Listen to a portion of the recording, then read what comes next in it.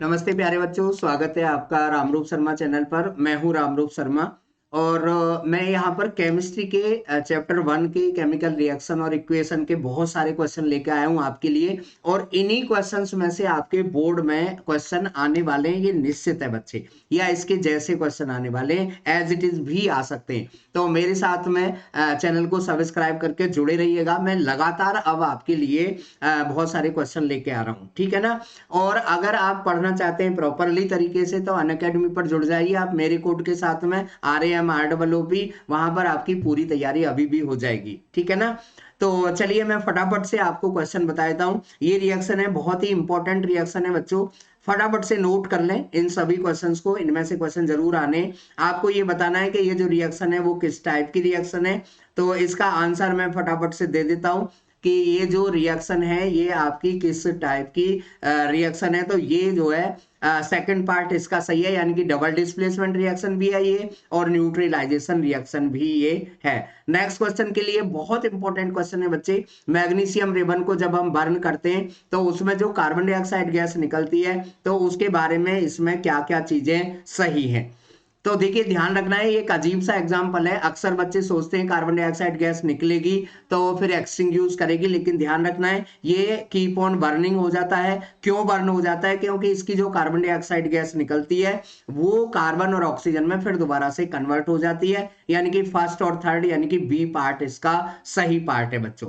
Next question मैं आपके लिए यहाँ पर और भी अच्छा लेके आया हूं कि आपको इसमें से बताना है कि कौन सी रिएक्शन डबल डिस्प्लेसमेंट रिएक्शन भी है और प्रेसिपिटेशन रिएक्शन भी है। तो यहां पर आप देख रहे होंगे डी जो है पार्ट है इक्वेशन का वो डबल डिस्प्लेसमेंट और प्रेसिपिटेशन है, क्योंकि यहां पर सॉलिड लिखा हुआ है इसलिए प्रेसिपिटेट है, ठीक है ना। और आयनिक एक्सचेंज हो रहे हैं तो इसलिए डबल डिस्प्लेसमेंट तो है ही है। यहां पर आपको बताना है कि कौन सी रिएक्शन नहीं होगी। तो ये क्वेश्चन 100% आपको एग्जाम में देखने को मिलेगा। रिएक्टिविटी सीरीज से क्वेश्चन है, तो इसमें जो सी है वो रिएक्शन नहीं होगी, क्योंकि जिंक मैग्नीशियम से कम रिएक्टिव है बच्चे। जिंक मैग्नीशियम से कम रिएक्टिव है, और कम रिएक्टिव जो मेटल होता है वो ज्यादा रिएक्टिव मेटल के सॉल्ट से या मेटल के सॉल्यूशन से उसको डिस्प्लेस नहीं कर पाता।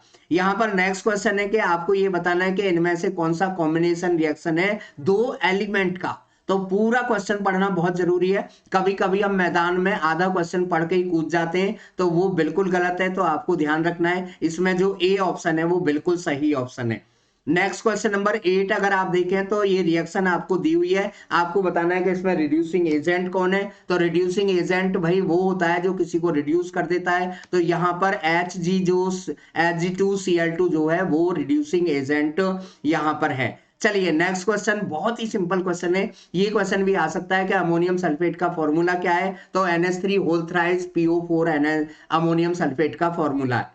यहां पर आपको थर्मल डिकम्पोजिशन रिएक्शन के बारे में बताना है कि इनमें से कौन सी थर्मल डिकम्पोजिशन रिएक्शन है। थर्मल डिकम्पोजिशन रिएक्शन बच्चे वो रिएक्शन होती है ना, जो हीट की वजह से डिकम्पोज होती है। तो ये जो आपका आपको पता है ये तो इलेक्ट्रोलाइटिक है, तो ये थर्मल नहीं हो सकती। ये फोटो डिकम्पोजिशन है, इसका मतलब है ये जो है आपकी थर्मल डिकम्पोजिशन रिएक्शन है, क्योंकि ये तो कॉम्बिनेशन रिएक्शन यहां पर है। क्वेश्चन नंबर 12 इससे भी बड़ा क्वेश्चन है कि अमोनिया को जब हम ऑक्सीजन के साथ रिएक्शन करते हैं तो ये बनता है। तो आपको बताना है कि इसमें से ये कौन कौन सी रिएक्शन है, ठीक है ना। तो यहां पर जो आंसर है आप देख रहे होंगे कि डिस्प्लेसमेंट रिएक्शन, और साथ के साथ में यहां पर फर्स्ट और जो थर्ड ऑप्शन है वो तीनों सही ऑप्शन है। ये इक्वेशन तो भाई निश्चित आई हुई रखी है कि आयरन जब वाटर के साथ रिएक्शन करता है तो आपको बताना है कि इसमें से क्या क्या हुआ है। तो आप देख रहे होंगे यहाँ पर आयरन मेटल ऑक्सीडाइज हुआ है, बिल्कुल सही बात है। वाटर रिड्यूस हुआ है, बिल्कुल सही बात है। वाटर रिड्यूसिंग एजेंट नहीं काम कर रहा है, ऑक्सीडाइजिंग एजेंट काम कर रहा है,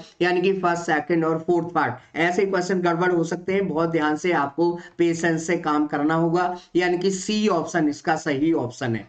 ठीक है ना। तो इसी तरीके के बहुत सारे क्वेश्चन मैं लगातार आपके लिए वीडियो में लाता रहूंगा। मेरे चैनल को सब्सक्राइब करके आप मेरे साथ जरूर जुड़ जाइए बच्चे। आपके मार्क्स अच्छे से अच्छे आए, ये ही मेरा अच्छा उद्देश्य है। और आपको एग्जाम के आसपास ले जाना बहुत जरूरी है। क्वेश्चन में किस किस चीजों की ध्यान रखना है और OMR सीट में कोई गलती ना हो, ये सब चीजें मैं आपको हेल्प करता रहूंगा। तो thank you so much and all the very best.